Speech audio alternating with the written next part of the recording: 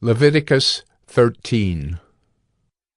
The Lord spoke to Moses and Aaron, saying, When a person has on the skin of his body a swelling or an eruption or a spot, and it turns into a case of leprous disease on the skin of his body, then he shall be brought to Aaron the priest or to one of his sons, the priests.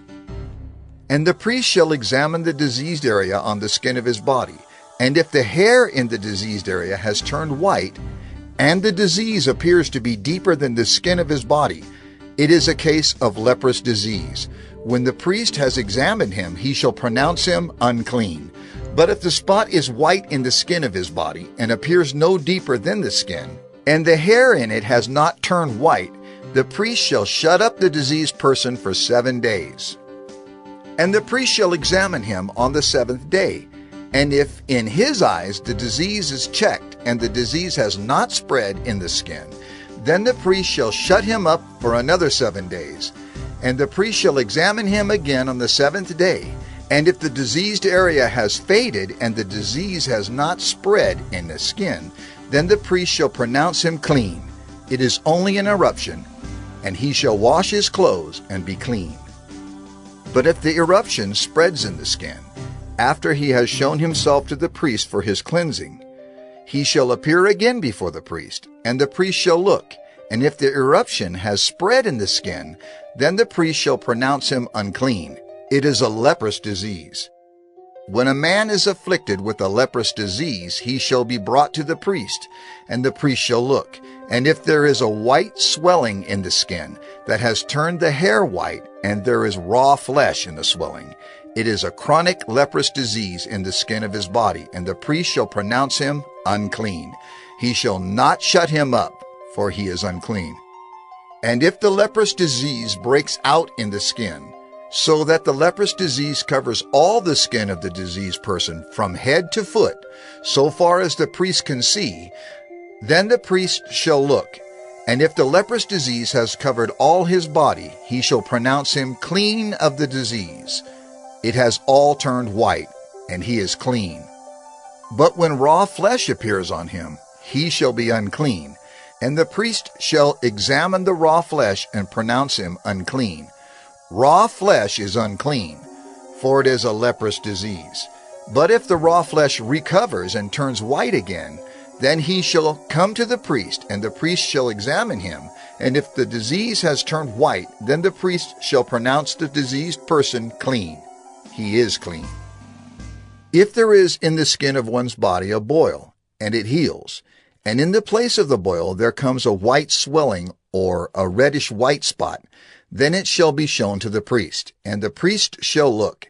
And if it appears deeper than the skin, and its hair has turned white, then the priest shall pronounce him unclean. It is a case of leprous disease that has broken out in the boil.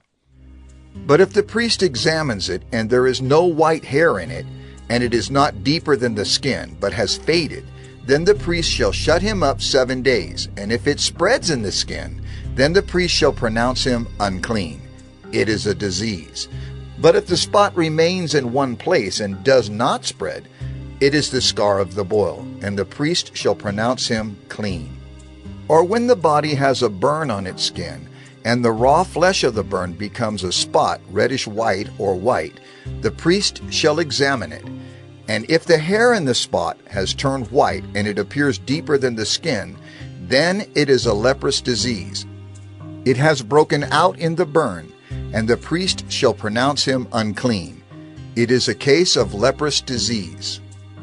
But if the priest examines it, and there is no white hair in the spot, and it is no deeper than the skin, but has faded, the priest shall shut him up 7 days, and the priest shall examine him the 7th day. If it is spreading in the skin, then the priest shall pronounce him unclean. It is a case of leprous disease. But if the spot remains in one place and does not spread in the skin, but has faded, it is a swelling from the burn, and the priest shall pronounce him clean, for it is the scar of the burn. When a man or woman has a disease on the head or the beard, the priest shall examine the disease, and if it appears deeper than the skin, and the hair in it is yellow and thin, then the priest shall pronounce him unclean. It is an itch, a leprous disease of the head or the beard. And if the priest examines the itching disease, and it appears no deeper than the skin, and there is no black hair in it, then the priest shall shut up the person with the itching disease for 7 days. And on the 7th day the priest shall examine the disease. If the itch has not spread, and there is in it no yellow hair, and the itch appears to be no deeper than the skin, then he shall shave himself. But the itch he shall not shave. And the priest shall shut up the person with the itching disease for another 7 days. And on the 7th day the priest shall examine the itch, and if the itch has not spread in the skin, and it appears to be no deeper than the skin, then the priest shall pronounce him clean, and he shall wash his clothes and be clean. But if the itch spreads in the skin after his cleansing, then the priest shall examine him, and if the itch has spread in the skin, the priest need not seek for the yellow hair. He is unclean. But if in his eyes the itch is unchanged, and black hair has grown in it, the itch is healed, and he is clean, and the priest shall pronounce him clean. When a man or a woman has spots on the skin of the body, white spots, the priest shall look, and if the spots on the skin of the body are of a dull white, it is leukoderma that is broken out in the skin. He is clean. If a man's hair falls out from his head, he is bald. He is clean. And if a man's hair falls out from his forehead, he has baldness of the forehead. He is clean. But if there is on the bald head or the bald forehead a reddish-white diseased area, it is a leprous disease breaking out on his bald head or his bald forehead. Then the priest shall examine him, and if the diseased swelling is reddish-white on his bald head or on his bald forehead, like the appearance of leprous disease in the skin of the body, he is a leprous man. He is unclean. The priest must pronounce him unclean. His disease is on his head. The leprous person who has the disease shall wear torn clothes, and let the hair of his head hang loose. And he shall cover his upper lip and cry out, "Unclean! Unclean!" He shall remain unclean as long as he has the disease. He is unclean. He shall live alone. His dwelling shall be outside the camp.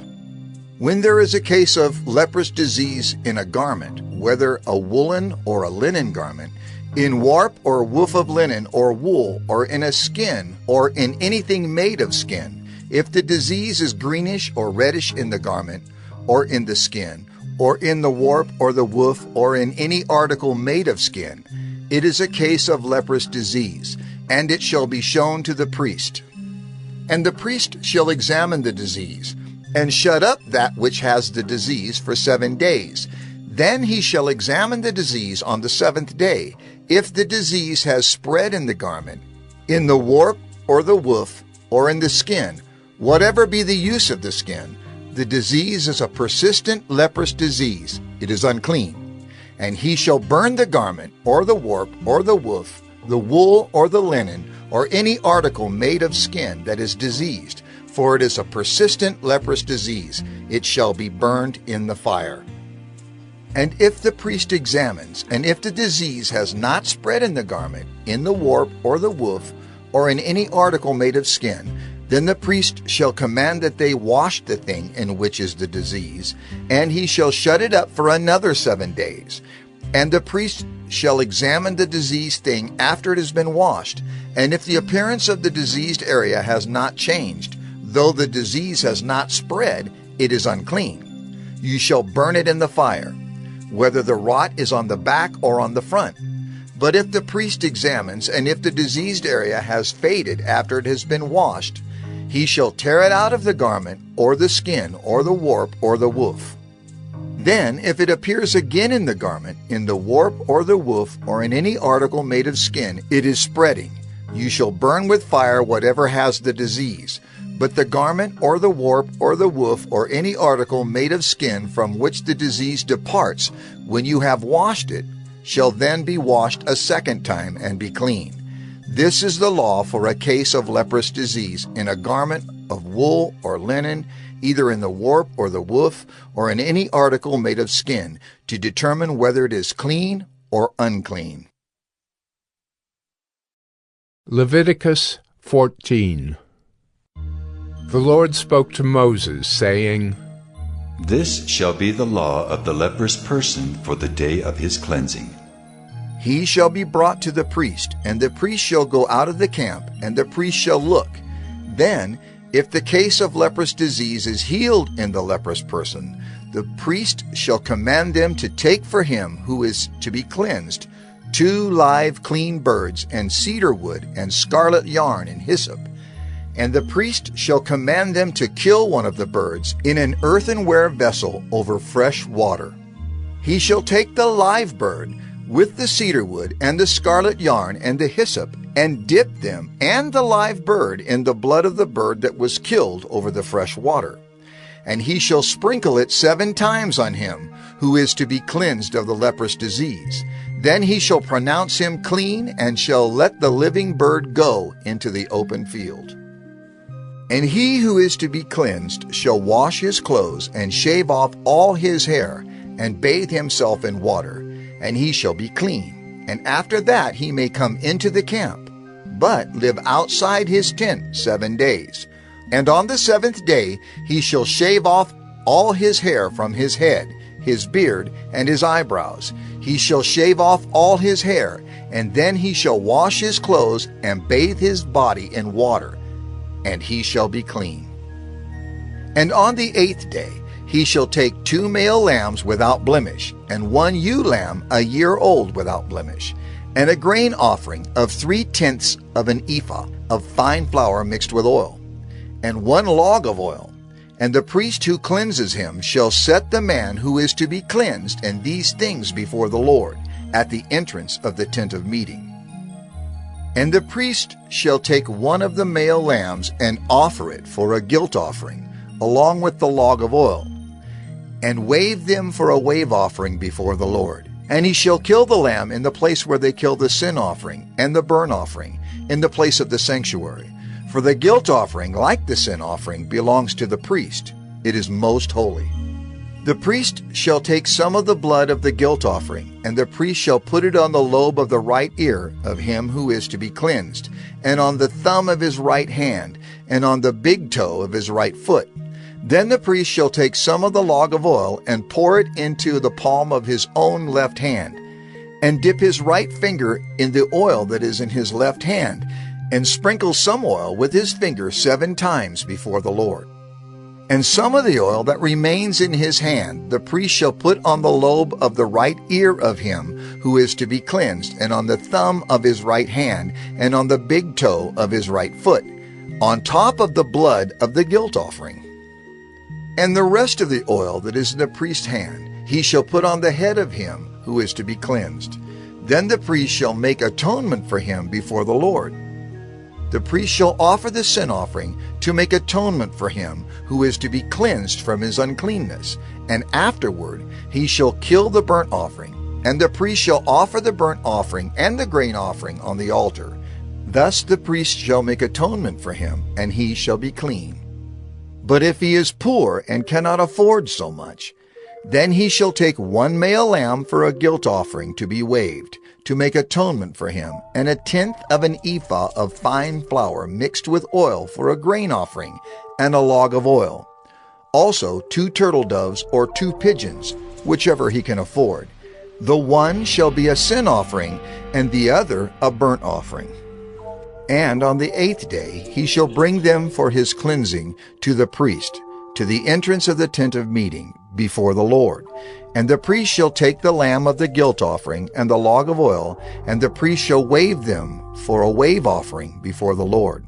And he shall kill the lamb of the guilt offering, and the priest shall take some of the blood of the guilt offering, and put it on the lobe of the right ear of him who is to be cleansed, and on the thumb of his right hand, and on the big toe of his right foot.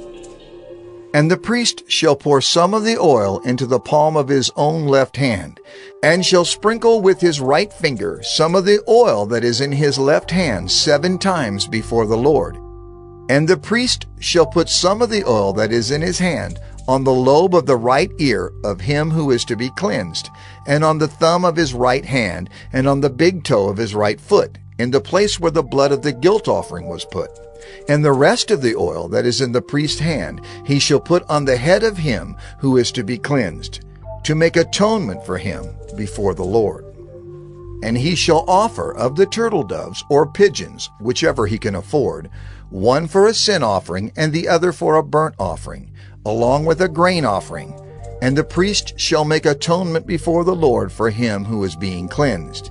This is the law for him in whom is a case of leprous disease, who cannot afford the offerings for his cleansing.